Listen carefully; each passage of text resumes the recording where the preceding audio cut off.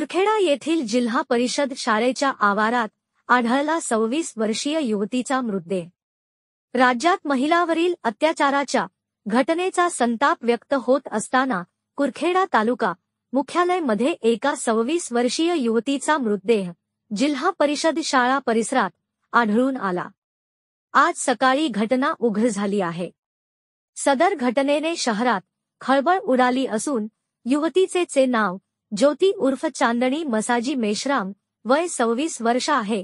कुरखेडा शहरातील जिल्हा परिषद आवारात सकाळच्या सुमारास क्रिकेट खेळण्याकरिता गेलेल्या युवकांना भिंतीलगत युवतीचा मृतदेह आढळून आला।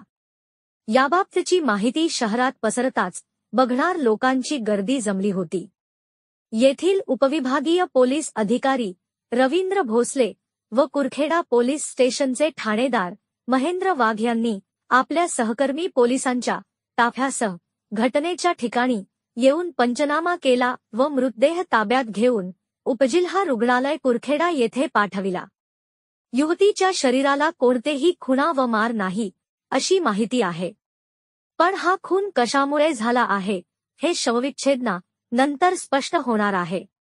प्रतिनिधी बाबू कुरेशी, न्यूज 24, आपकी आवाज।